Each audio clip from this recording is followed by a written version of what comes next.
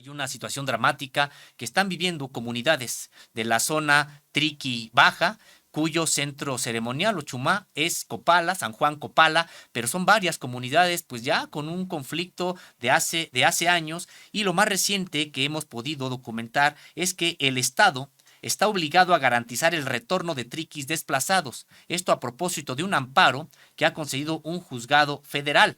La justicia federal otorga amparo a las víctimas de desplazamiento forzado en la zona Triqui de Oaxaca. La sentencia beneficia a 143 familias que integran 503 personas de la comunidad de Tierra Blanca Copala que reclaman el retorno seguro a su comunidad. Los tres niveles de gobierno están obligados a coordinar el regreso y, mientras tanto, mitigar las condiciones de vulnerabilidad de las familias. El documento oficial condena también las omisiones de 3 dependencias federales, 2 estatales y una municipal. Además, acredita la existencia de grupos en disputa armada. Dependencias federales encabezadas por una subsecretaría de la Secretaría de Gobernación y la Guardia Nacional, y estatales como la Secretaría de Gobierno del Estado de Oaxaca, ha dicho este documento, este amparo, fueron omisas en la protección de población vulnerable atacada por un grupo armado y desplazada de su territorio, resuelve el juzgado federal con respecto del más reciente conflicto armado en la región Triqui. El juzgado tercero de distrito en Oaxaca concedió un amparo y protección de la justicia federal a la comunidad Triqui de Tierra Blanca Copala. Señala a funcionarios federales y estatales de incumplir con sus obligaciones y ordena la elaboración de un plan de justicia para las 143 familias desplazadas, que suman 503 personas. Incluye también asistencia humanitaria, medidas de mitigación de su situación de desplazados y concretar el retorno a sus lugares de origen. Y para hablarnos del significado de esta resolución y también de la situación que están pasando estas familias desplazadas de Tierra Blanca Copala, me da mucho gusto saludar en este espacio a Horacio Santiago, el integrante de la dirección del del Movimiento de Unificación y Lucha Triqui Independiente, también representante de desplazados de Tierra Blanca. Y también me da mucho gusto saludar a Eloísa Martínez, desplazada, ella misma víctima precisamente de este desplazamiento de Tierra Blanca Copala. ¿Cómo están? Pues muy buenos días, muchas gracias por estar aquí. Buenos días, Osimo. Muchas gracias por el espacio. Pues preguntarles primero, me gustaría preguntarte, Horacio Santiago, sobre cuáles son las repercusiones y el significado de una resolución de este tipo. Mira, y te lo pregunto porque pues les hemos dado nosotros seguimiento al conflicto allá en Triqui, en varias comunidades, no solamente el caso de Tierra Blanca, Copala, varios. Y vienen documentos vienen, documentos van, firmas incluso de acuerdos para establecer la paz en la región Triqui, pero a la hora de la hora algo pasa y nunca se cumple, lo que incluso desde el punto de vista judicial tendría que realizarse. Ahora, ¿qué significado tiene y qué alcances tiene este amparo? Bueno, pues primero que nada, creo que el hecho de tener este instrumento jurídico ahora es un instrumento más, ¿no? El cual le podría servir como un aval, un argumento más a las víctimas, porque el detalle principal que teníamos cuando se dio el desplazamiento forzado en el caso de Tierra Blanca, y creo que es el mismo caso que tienen los otros compañeros de San Juan Copala y San Miguel Copala, que son comunidades desplazadas hace más de una década, es de que a lo mejor para los ojos de la sociedad, para los ojos de algunos servidores públicos, pues sí son desplazados, ¿no? Pero no hay un sustento legal, no hay algo que los acredite como víctimas del desplazamiento forzado. ¿Esto por qué? Porque en nuestro país no está tipificado el desplazamiento forzado como delito, ¿no? Entonces, a lo mejor sí está tipificado el tema de otros delitos que ocurren en el periodo de desplazamiento, como puede ser el homicidio, como puede ser el robo, el despojo, etcétera, ¿no? Pero no está tipificado el desplazamiento forzado como tal. Ese es el primer obstáculo que tienen las víctimas al momento de acudir ante las instancias de gobierno por ejemplo, en primer lugar, pedir el retorno, ¿no? Y en segundo lugar, pedir, por ejemplo, medidas de apoyo humanitario, como se le pudiera llamar, y como lo señalan estándares internacionales, ¿no? Entonces, ahora, con este documento, el primer documento que se tuvo, el cual reconocía a las víctimas como víctimas de desplazamiento forzado fue una recomendación, la 36/2022 de la CNDH. Entonces, en este documento la CNDH dice, ¿sabes qué? Yo sí los reconozco como víctimas, sí sé que sí se generaron diversos violaciones a derechos humanos por parte del gobierno estatal principalmente, y ahí omitió al gobierno federal, ¿no? Se fue directamente sobre el gobierno estatal. El problema ahí fue que el gobierno estatal no aceptó dicha recomendación, estamos hablando en el periodo de Alejandro Murat, hace un año precisamente. Entonces, esto, a pesar de que había un documento que reconocía a las víctimas como víctimas de desplazamiento forzado, el detalle era de que al gobierno estatal no aceptar dicha recomendación, pues volvemos a estar en ceros, ¿no? Porque pues las recomendaciones de la CNH no son vinculantes al final de cuentas, ¿no? Entonces, posteriormente, cuando se tenía comunicación con la Comisión Ejecutiva de Atención a Víctimas, pues ellos nos decían, ¿no? Sí, o sea, entendemos que son víctimas de desplazamiento forzado, pero no les podemos brindar las medidas de ayuda al final de cuentas, porque pues cómo, o sea, quién le está dando la calidad de víctima, ¿no? La calidad de víctima se las tiene que dar la fiscalía, y la fiscalía pues dice, yo no puedo brindarles la calidad de víctima al menos que hayan sido víctimas de violación perdón, de asesinato, robo, etcétera, ¿no? Entonces, ese era el principal obstáculo. Desde ese punto partimos. Entonces, ahora con este documento, este instrumento jurídico, creemos que no, desde luego, va a ser un camino fácil, sino que desde luego ahorita tenemos un primer punto de referencia, como le decíamos el día de ayer, porque ese documento emitió sentencia el día hace 2 semanas, ¿no? Entonces, el gobierno federal, el gobierno estatal, en conjunto del gobierno mexicano, tiene hasta el día 10 de agosto, es decir, el día de mañana, para impugnar dicha sentencia. En caso contrario de que no le impugne, estaría aceptando la sentencia emitida desde el Poder Judicial, y entonces, a partir de ese momento, entonces pues estará generando las medidas para crear un plan, que de hecho es lo que señala el amparo.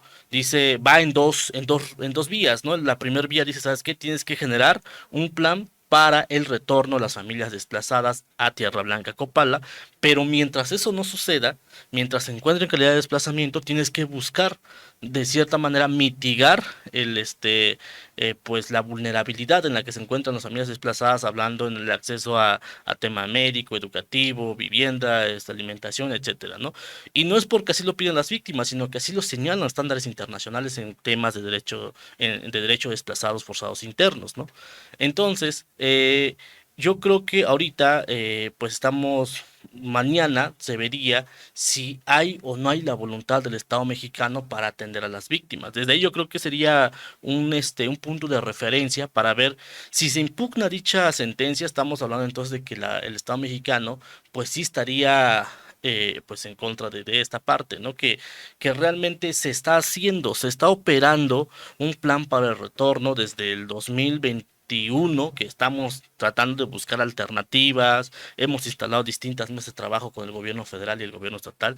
Sin embargo, pareciera que existe algo, o sea, como le llaman en otros conceptos, pareciera una mano invisible, ¿no? Que mueve las cosas para que con esto ya llevamos 6 intentos de retorno a Tierra Blanca, y siempre pasa algo y se caen los acuerdos, ¿no? Se caen el retorno. Entonces, pues yo creo que ahorita el instrumento jurídico es un punto más de referencia, es un punto más de apoyo para las víctimas. Sin embargo, no es garantía de que se pueda llegar a cumplir. Antes de avanzar en este punto, me gustaría mucho pues también saludar a Eloísa Martínez, ella misma víctima de desplazamiento forzado de Tierra Blanca a Copala, y pues preguntarle si nos pudiera pues hacer podríamos decir una exposición de cómo vivió usted y su familia este desplazamiento de Tierra Blanca, porque bueno, pues precisamente usted es una persona víctima directa porque usted habitaba ahí en Tierra Blanca. Buenos días. Pues es muy difícil salir de tu pueblo, estar aquí en la ciudad, es muy difícil. Desde 2020 estamos exigiendo al gobierno que nos den un retorno seguro para regresarnos a nuestra comunidad, pero el gobierno no nos está haciendo caso. Como decía el compañero ahorita, pues cada que hemos tenido así mesas de diálogos o así, siempre tiene que pasar algo, siempre tiene que matar a alguien para culpar a la organización multi. Siempre nos dicen que es que los desplazados mandaron a matar a nuestra gente y siempre tienen que salir con algo para impedir que nosotros no regresemos a nuestro pueblo. Pero lo único que estamos exigiendo es que nos apoye el gobierno para que nos regresemos a nuestro pueblo, porque no es fácil estar aquí en la ciudad porque no somos de la ciudad. Eh, es muy difícil estar en esta situación porque nosotros, como dijo usted ahorita, pues nosotros sí, mi hermana, ella quedó viuda con 5 niños, pues buscaron a su familia, mataron a mi cuñado, hirieron a sus 3 hijos, pero hasta la fecha no hay justicia, el gobierno no ha encarcelado a los asesinos y sí sabemos quién fue, pero ellos no nos hacen caso. Sé que es difícil pues para usted revivir este hecho, pero sería bueno que nos comentara pues por qué tuvieron que salir, cuándo tuvieron que salir, en qué condiciones tuvieron que salir de Tierra Blanca a Copala. Del 26 de diciembre de 2020, pues tuvimos que abandonar nuestra casa porque llegaron estas organizaciones, llegaron los paramilitares a balacear el pueblo, pues mataron a personas y pues nosotros ya no pudimos estar más allá porque pues es muy difícil estar así porque como nosotros no estamos acostumbrados a eso y pues tuvimos que abandonar nuestro hogar pa- tuvimos que salir de allí, pues, porque pues ya no queríamos más estar allí porque nosotros no somos de gente así con armas y ellos sí llevaban armas así de alta calibre y pues balaceaban de noche y día, pues tuvimos que salir. Sí, Horacio Santiago, pues me gustaría que explicaras este conflicto también. Tú mismo, por supuesto, eres indígena triqui, de ahí de la región, y que pues nos dijeras también desde tu punto de vista qué es lo que detonó este conflicto, porque pues es un conflicto que se suma a otro, porque ya bien comentabas tú, están los desplazados antes de otras comunidades como de San Juan, Copala, de San Miguel, Copala, y así nos podremos ir con una serie pues de enfrentamientos, de ataques entre la propia comunidad, el propio pueblo triqui, y que pues que nos comentaras a qué se debe que no se pueda resolver este conflicto. Bueno, pues yo creo que sí es muy importante analizarlo desde una perspectiva distinta a la que se ve pues desde el ámbito oficial, ¿no? Desde el ámbito oficial hay una narrativa de que es una guerra interétnica, que es una lucha por el territorio, que es una lucha por el control principalmente, ¿no? Y así se ha visto. Entonces ha llegado el grado de que incluso pues el propio Estado pues ha dicho, se ha deslindado de la responsabilidad que tiene y dice, incluso lo hemos visto, ¿no? En algunos funcionarios que dicen, pues que se pongan de acuerdo, ¿no? Y firmamos el pacto de paz y piensan que con un pacto de paz se puede solucionar el tema, ¿no? Y yo creo que el tema está más, hay un trasfondo de la realidad, hay una realidad que no se ha visto y que a veces es complicado entenderlo si no se conoce la región, ¿no? Entonces, lo que sí es muy, muy fundamental poner en contexto es de que quiénes son los paramilitares, ¿no? ¿Qué son los paramilitares? Porque se ha usado mucho el concepto, ¿no? Y también, ¿qué son los caciques, ¿no? A lo mejor cuando alguien habla de caciquismo, pues se remonta a los años, al siglo pasado, al porfirismo, a tiempos de la revolución, cuando a lo mejor al día de hoy existen nuevos caciques, ¿no? Entonces, al final de cuentas, si nosotros entendemos qué son los caciques, qué son los paramilitares, y qué función tiene cada uno, entonces podríamos entender a lo mejor por qué a veces es muy complicado que se dé el retorno de las familias, no solo de Tierra Blanca, sino también de San Juan Copala y de San Miguel Copala, ¿no? Ahora, nosotros, desde nuestro punto de vista, eh, pues ustedes saben, como Contralínea, pues le han dado seguimiento al tema, al fenómeno desde hace más de una década.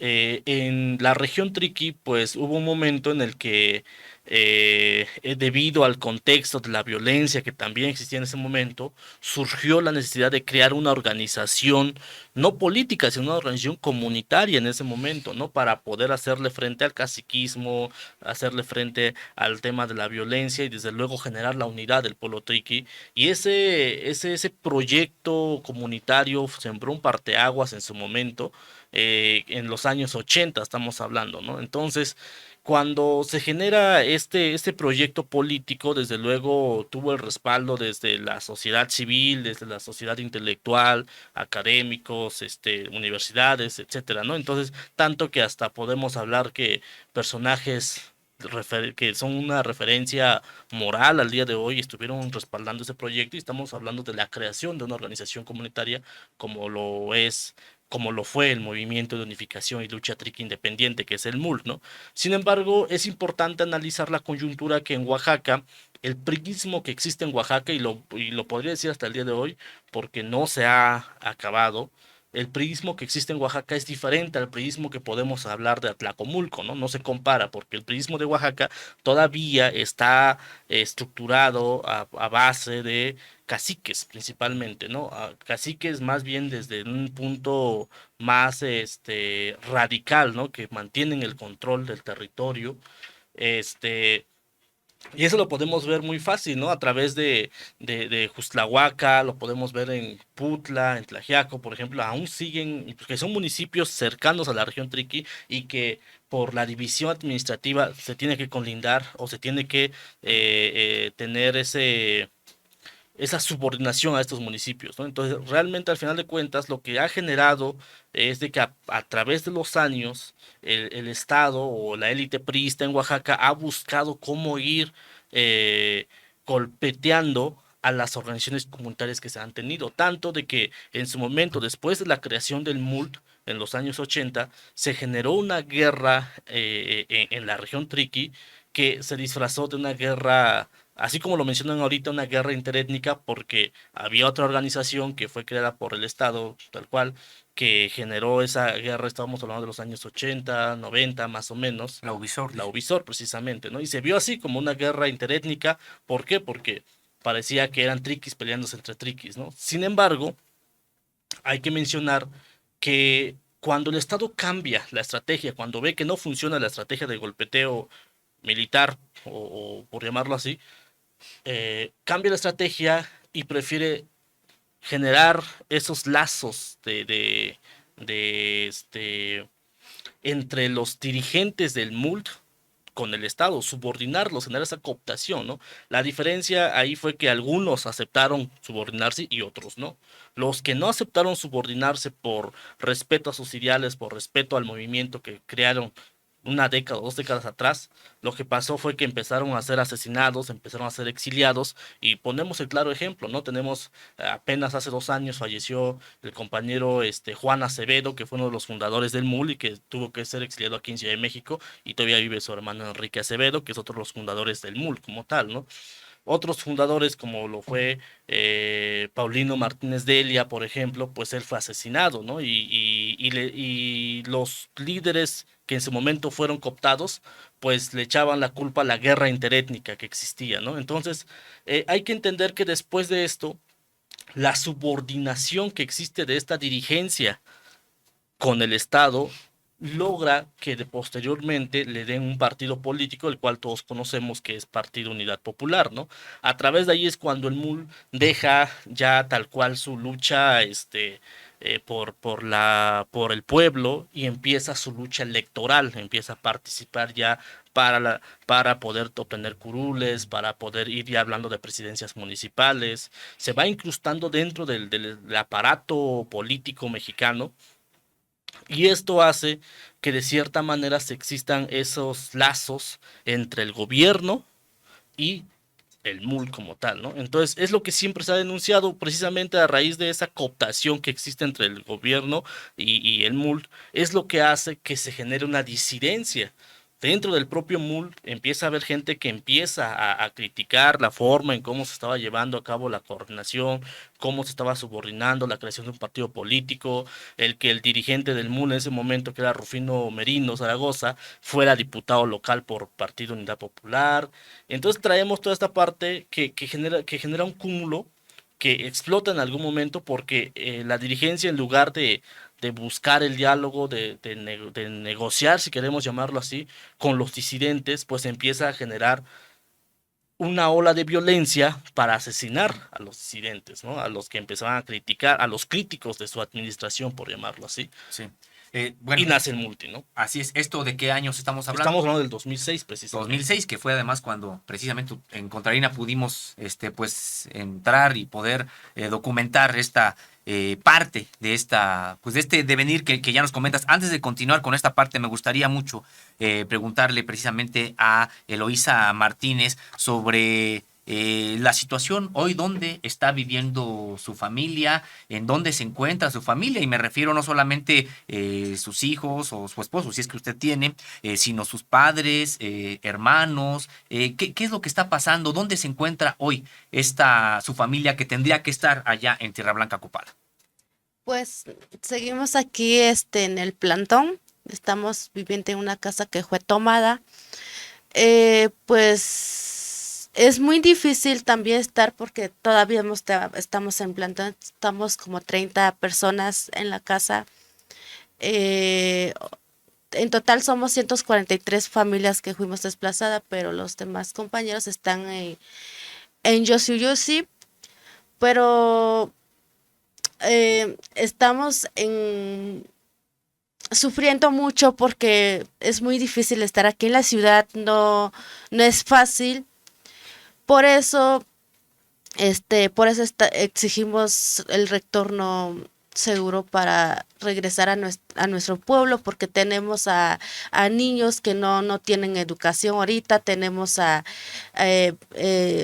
personas de tercera edad también, pero es difícil estar aquí porque pues no tenemos ninguna condición, no tenemos estudio, no tenemos apoyo del gobierno y de hecho tampoco no queremos eso, pues lo único que queremos es un retorno seguro y pues siempre lo hemos pedido. ¿Tiene usted hijos? No, No, padres.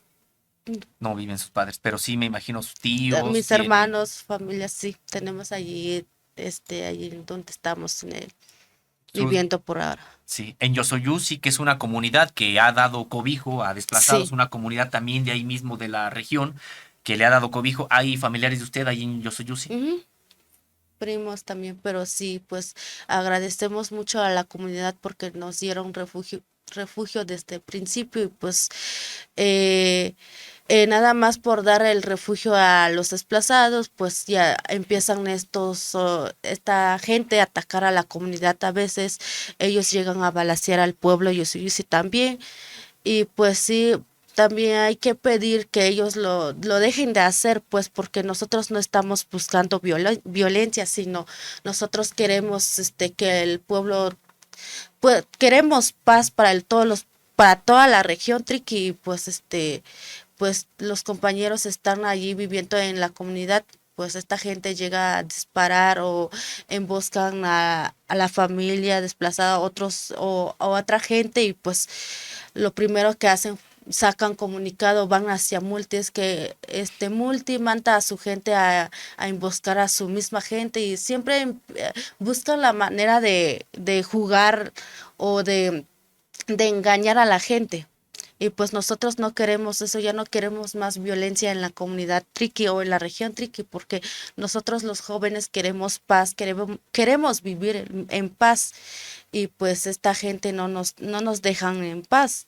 Siempre buscan la manera de hacer pelear entre hermanos y pues no queremos eso para la región. Sí, y Horacio Santiago, pues también aquí preguntarte sobre las expectativas que pueden ustedes ver para que se concrete una pues pacificación, porque pues es claro que no se puede caminar por Tierra Blanca, Copala o por grandes franjas de esta zona sin el riesgo de que alguien sea atacado, de que haya algún tipo de emboscadas. Pues de hecho apenas vimos esta noticia de una emboscada a una camioneta que además se volcó. Al parecer la información es que señalan que iba alrededor de 10 mujeres triquis precisamente de Yosoyusi, de la comunidad, de esta comunidad que está dando cobijo a los desplazados de Tierra Blanca, a las familias desplazadas de Tierra Blanca, donde pues una persona ahí perdió la vida, hay otras 3 mujeres, me parece, heridas de bala, viajaban con niños, es decir, es una situación muy complicada transitar por la propia región Triqui, aparentemente luego no pasa nada, pasan días en los que no haya ningún ataque, pero no sabe uno en qué momento va a llegar algún tipo de emboscada. Es decir, hay una zozobra, es muy difícil. Hemos estado, decíamos, el equipo de Contralínea ha estado en Copala, ha estado en toda esa región, sabemos de las dificultades cuando hay desplazados, como de nueva cuenta en este caso de Tierra Blanca. Y bueno, pues, ¿qué expectativas tienes, Horacio, de que se pueda generar una posibilidad de pacificar la propia zona, de que saquen las manos aquellos que están tratando precisamente de violentar esta zona? Y te lo pregunto en un contexto que nos ha parecido pues que es distinto, porque de manera muy clara durante mucho tiempo hubo gobiernos estatales y federales que de manera abierta apoyaban a la Ubisoft en su momento. Claramente había un apoyo a la propia Ubisoft muy claro, y que después en esta alianza que incluso se pudo haber tenido con el propio MUL, pues había un apoyo en su momento, o por lo menos entendimiento. Y hoy hay gobiernos con unas banderas distintas, tanto a nivel federal como a nivel local. El propio presidente de la República dijo que si había algún acuerdo entre las organizaciones, que en este caso sería MUL, Multi y Ubisoft, para firmar la paz, incluso él abriría el Palacio Nacional para que ahí se firmara la paz. Con todo esto que ha estado ocurriendo, esta resolución ahora de un amparo judicial, ¿ves algún tipo de ventana que se pudiera abrir para realmente, pues, primero, garantizar el retorno de los desplazados triquis a sus comunidades, y también para asentar las bases de una zona en paz? Claro. Bueno, para, digamos, yo mencionaba hace rato, entender un poquito el contexto era de que hay grupos que buscan tener el control a través de un brazo armado y que es financiado de cualquiera de los niveles de gobierno del Estado mexicano, ¿no? A lo mejor no es desde el gobierno federal, pero sí desde el gobierno municipal, sí desde el gobierno estatal, ¿no? Y por eso se le llama paramilitarismo, ¿no? No necesariamente porque sean militares, o ex militares, ¿no? La cuestión ahorita está en que la región Triqui, hay que entenderlo que no se trata de una disputa nada más por el territorio, sino que hay que entender que en la región Triqui, para nadie es un secreto que ya existen concesiones mineras que no han sido explotadas, ¿no? Y es toda la zona de la región Triqui, incluso incluyendo la región Triqui Alta. Estamos hablando también de que es una zona muy rica en agua, en bosques, e incluso podríamos estar hablando en algún momento de que incluso se podrían instalar megaproyectos, ¿no? En esa zona.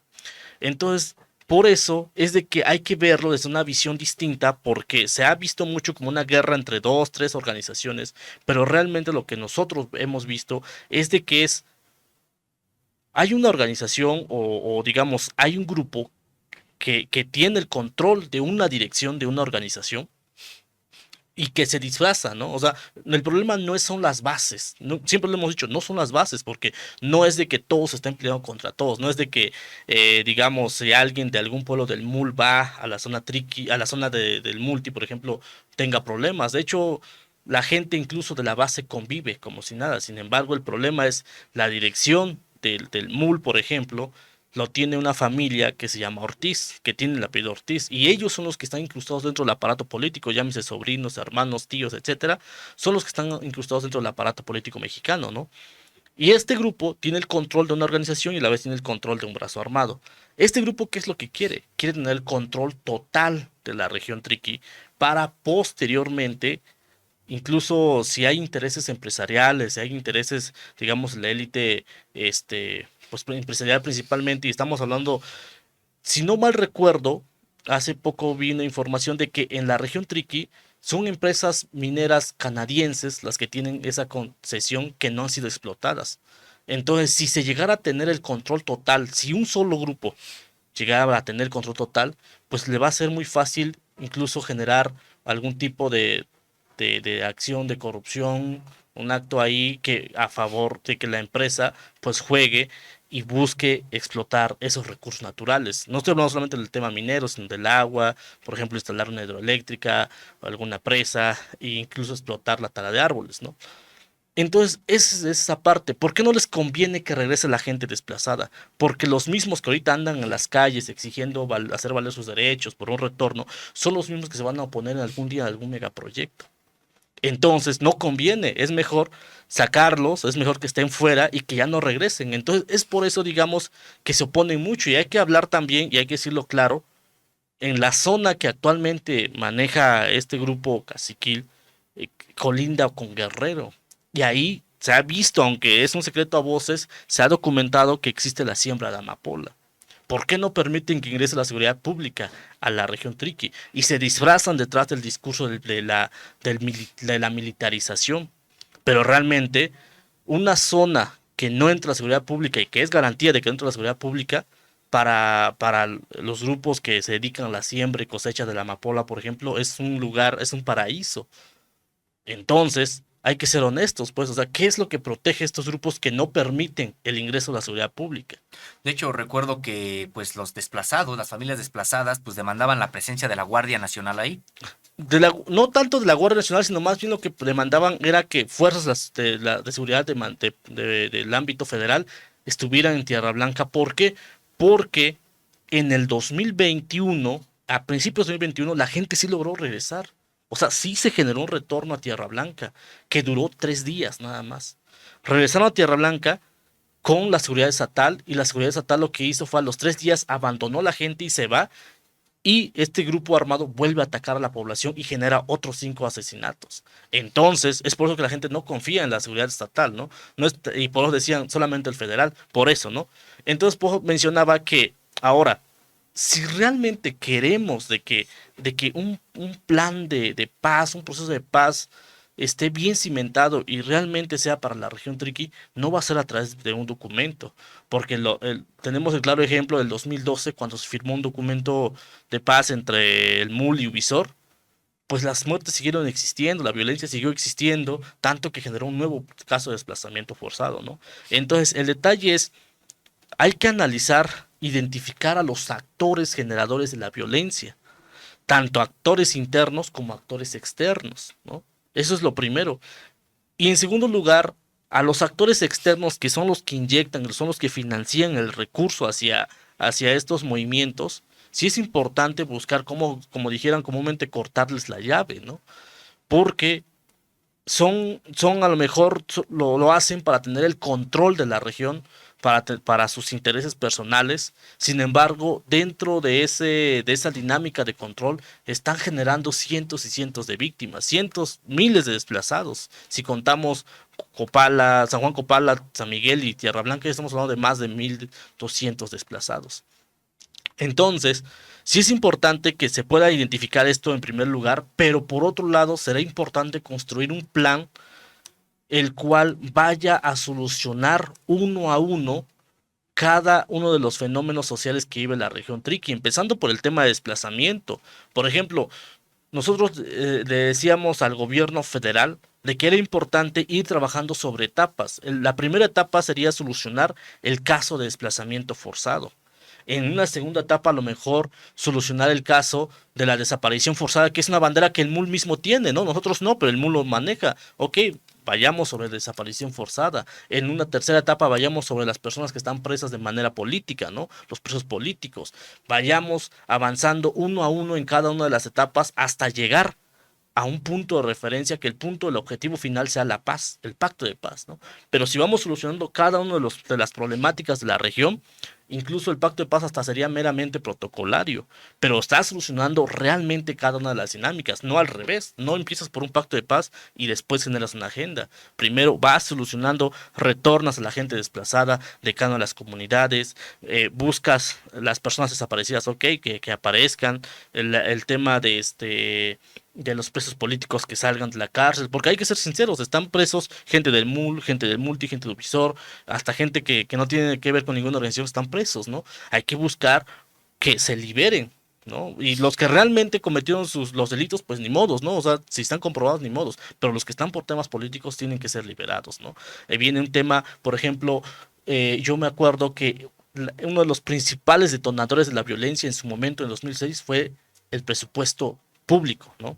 Los ramos 28 y 33, que era que existía la cooptación de este recurso de manera con intermediarios y ahí se quedaba. Ok, hay que buscar a lo mejor incluso una ley estatal para que, aunque en México no existe una reglamentación jurídica para que el recurso llegue directamente a los pueblos o a las agencias, pero sí hay casos de municipios que han logrado la dispersión directa de los recursos. Entonces, pudiéramos intentar algo así, por ejemplo, en la región Triqui, hablar a lo mejor en el tema de un plan de seguridad para la región Triqui, hablar de temas de desarrollo comunitario, etcétera. Entonces vamos, digamos, por fases, ¿no? Y ya la última parte es, ok, firmamos la paz, pero ya lograste satisfacer las demandas de cada organización, si es que así lo desean, ¿no? Pero no podemos llegar hasta acá si realmente no podemos ni siquiera superar la primera etapa, que es el retorno. Eso es lo que nosotros le hemos dicho al gobierno estatal y federal, de construyamos un plan de pacificación, pero cimentado, ¿no? Que donde participen todos los actores, en donde realmente se cumplan las demandas y no haya víctimas, porque no puede haber paz mientras sigan habiendo víctimas, ¿no? Pues realmente, como decíamos, es un tema que a veces se antoja muy complejo, pero al mismo tiempo, cuando uno entra dentro de la propia complejidad del propio problema, pues sí, a veces con voluntad política podrían hacerse muchas cosas y de una vez por todas, como bien se comenta, pues pacificar toda la región con base en atender las demandas legítimas de cada una de las bases de estas organizaciones. Pues mira, estamos llegando al final de esta participación de ustedes, se nos ha ido rápido, me gustaría que termináramos con comentarios de ustedes finales al respecto. Eloísa Martínez, desplazada de Tierra Blanca a Copala, pues me gustaría que concluyeras con lo que consideres desde el punto de vista de una víctima cuya persona y familia han sido desplazadas de Tierra Blanca, no pueden regresar y fueron sacadas precisamente pues a punta de fusiles de asalto de sus hogares. Pues decir o mandar decir a esas personas que van cada pueblo a desplazar que ya no sigan con eso, porque no es fácil estar fuera de la comunidad, no es fácil estar viviendo con miedo, qué es lo que te va a pasar o qué es lo que puede pasar a tu familia. Eh, y pues nosotros seguimos exigiendo al gobierno que nos den la fecha de retorno, que nos den un retorno seguro y que ya no piensen, que ya no, que estas personas que ya no sigan emboscando a camionetas que van al municipio de Juxtlahuaca a comprar sus despensas, que ya no hagan eso, pues porque pues la gente no tiene la culpa, todos nosotros no tenemos la culpa y pues es muy difícil estar en esta situación, salir con miedo, sabiendo, sabiendo que no vas a regresar a tu casa, pues en cualquier momento nos puede llegar a pasar algo, porque ellos sabemos bien que el MUL, nosotros que estamos aquí hablando, alzando la voz, pues siempre nos señalan y pues em, igual mandar decir a ellos que no, que ya dejen de estar haciendo eso, porque pues no, no estamos aquí para ver quién gana y quién pierde, pues no estamos jugando, ¿no? Pues que hay que estar en paz y que ellos piensen también por la paz, porque igual cuando tenemos así, entramos en la mesa con ellos, ellos también hablan de paz, pero que ellos lo hagan, que lo hagan, pues no es nada más por hablar y pues, lo único que quiero decir. Sí, Horacio Santiago, a reserva de que algo más quieras comentar, me gustaría que te refirieras a si tú mismo como líder, integrante del liderazgo de El Multi, si es posible el diálogo sincero de paz entre Multi, Mult y Ubisoft, y un comentario final. Yo creo que sí podría ser posible siempre y cuando los actores que han generado la violencia realmente estén en esa misma concordancia. Porque una cosa es el trabajo político, pero otra cosa es lo que hacen los actores. Hay muchos y a lo mejor pues sería algo complicado mencionarlo, pero hay actores generadores de la violencia que incluso participan en las mesas de trabajo, ¿no? Y estamos hablando, yo de hecho, como siempre lo he dicho, no es que toda la región Triqui esté peleándose todos contra todos, no es la base del MUL, no es la base del Multi, no es la base de Ubisoft peleándose todos contra todos, sino más bien en la dirección del MULT está la familia Caciquil, son los Ortiz, y ellos son, y es un secreto a voces que incluso uno va a la, digamos, no puedes entrar, pero incluso escuchas en redes sociales, ves que mucha gente de la base pues no está de acuerdo, por ejemplo, con el caso de desplazamiento de Tierra Blanca, ¿no? Dicen, pues eso lo hicieron los Ortiz, no lo hicimos nosotros, no lo hizo el MUL, ¿no? Pero entonces a lo que yo voy es de que los actores que participan en la mesa hay dos compañeros de esta familia que son triquis, de hecho, se llama Emelia y Eleazar, son dos compañeros triquis que participan en la mesa, pero a la vez son generadores de violencia, ¿no? No ellos directamente, pero tienen su brazo armado, ¿no? Que genera la violencia. Entonces, más bien si ellos dejaran atrás sus intereses personales, sus intereses económicos, políticos, electorales, lo dejaran atrás y dijeran, ¿sabes qué? Que regrese la gente. O sea, que regrese la gente como un acto de buena voluntad, que nosotros queremos oscilar, queremos caminar hacia la paz, como acto de buena voluntad que regrese la gente. Y vamos trazando un plan. Yo creo que con eso sería la muestra suficiente de que realmente esta familia va a querer la paz. Porque mientras no se logre eso, porque ellos desde su punto de vista dicen, sí quiero la paz, pero primero enciérrame ese, enciérrame ese, enciérrame ese, y después hablamos de un retorno. O sea, ellos están generando una política de callar a sus adversarios como ellos lo ven. Nosotros no lo vemos como adversario, al final de cuentas somos triquis al final de cuentas, pero ellos por sus intereses políticos que tienen en la región y económicos, es por eso que no quieren ceder, no quieren que la gente retorne. Entonces yo creo que sí es posible un diálogo franco entre el MUL, el Multi y Ubisoft, pero los que tienen los intereses tienen que dejar al lado sus intereses y priorizar el derecho de las víctimas, ¿no? Priorizar el derecho del pueblo triqui hacia un retorno, hacia la paz como tal, como lo hemos mencionado. Yo, por ejemplo, pertenezco a una nueva generación, digamos, no paso de los 28 años, y yo, de hecho, se ha vivido la violencia, de hecho, desde que tengo memoria hemos vivido la violencia, ¿no? Digamos, en el 2006, por ejemplo, mi papá fue asesinado precisamente por el tema de esta parte del MUL y Multi. Entonces yo creo que el hecho de vivir esta violencia, el hecho de que crezcas dentro de esta violencia, no es sano, no es óptimo para la infancia triqui, ¿no? Entonces yo creo que sí es importante de que los liderazgos que actualmente están, nosotros como Multi siempre lo hemos dicho, y es lo que le he comentado con los compañeros que compartimos la dirección, les digo, ¿saben qué?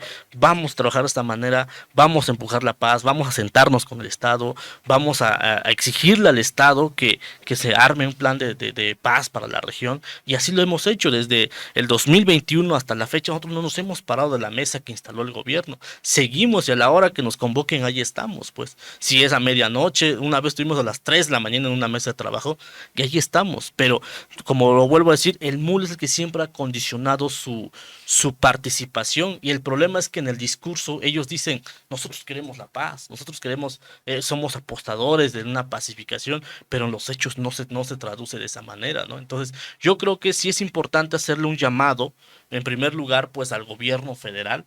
Entendemos que ya van de salida, ya van a entrar a una carrera electoral, pero yo creo que sí es importante que se le haga justicia al pueblo triqui. ¿Y cómo? Yo creo que sí es importante retomar las mesas de trabajo que quedaron pausadas desde hace medio año, y que el MUL se levantó de ellas y ahorita condiciona su estancia en las mesas al decir que primero tiene que detenernos, por ejemplo, a mí, al otro compañero que se llama Macario, otros compañeros de Tierra Blanca. Entonces el MUL dice, primero deténmelos y después yo regreso a la mesa, ¿no? Cuando no debería ser así, vamos a buscar una salida a esto. Y ahora con el instrumento jurídico, yo creo que más bien es algo que le brinda un respaldo a las víctimas, porque las reconoce como víctimas de desplazamiento forzado y reconoce la omisión del Estado mexicano para su desplazamiento, pero en la realidad es algo que ya se venía exigiendo desde hace mucho, ¿no? Es algo que el gobierno, el Estado mexicano ya sabe. La gente quiere un retorno. Entonces, ¿cómo lo operamos? Pues volvamos a instalar las mesas de trabajo, pero yo creo que ahí sí sería importante, y se lo hemos comentado al gobierno federal y al estatal, debe de haber una posición más firme del gobierno mexicano para que todo ese proceso que construimos a lo largo de 2, 3, 4 meses no se caiga con simplemente un acto de violencia, pues. Porque en un principio sí, descaradamente, el primer intento de retorno, descaradamente por la compañera Emelia Ortiz, que a la vez es diputada federal suplente, se opuso al retorno, y hay videos pues donde dice, no, desconozco los acuerdos, no hay acuerdo, y se cerró a que no había acuerdo, pero posteriormente en los próximos intentos de retorno llegó al grado de que 1 o 2 días antes del retorno mataban a una persona, ¿no? Y casualmente era del MULT. Y es un poco ilógico pensar, porque ellos manejan el discurso de que fue el multi, de que fuimos desplazados, y es un poco complicado de pensar si durante todo este transcurso se le ha apostado a construir el retorno, y cuando esté a punto de lograrse, uno mismo boicotea el retorno. Es muy complicado de entender esa lógica, ¿no? Pero así se maneja. Entonces yo creo que sí sería importante que para lograr el retorno, el Estado mexicano debe de sentar las bases, ser un árbitro como tal, y no subordinarse, ¿no?, a lo que diga una u otra organización. Y desde luego hacer cumplir los acuerdos, pero también muy importante que un proceso de pacificación no se eche abajo por un acto de violencia. Tenemos que salir de esa dinámica en la que nos han metido, porque ya han sido 6 intentos y todos se caen por un acto de violencia. Entonces, si hay un acto de violencia, que sea responsabilidad de Fiscalía del Estado resolver ese acto de violencia. Si hay un asesinato, un herido, etcétera, que sea Fiscalía quien se encargue de resolver eso, y todos nos sumamos para exigir a la Fiscalía, el MUL, el Multi, yo quiero que también el Visor, el propio gobierno estatal y federal, que se le exija a Fiscalía aclarar esa situación, pero que el proceso continúe. O sea, el retorno, el plan de pacificación, que siga avanzando mientras los temas de Fiscalía lo tiene que ver Fiscalía, y que no nos sujetemos a Fiscalía, pues. Yo creo que con eso cerraría.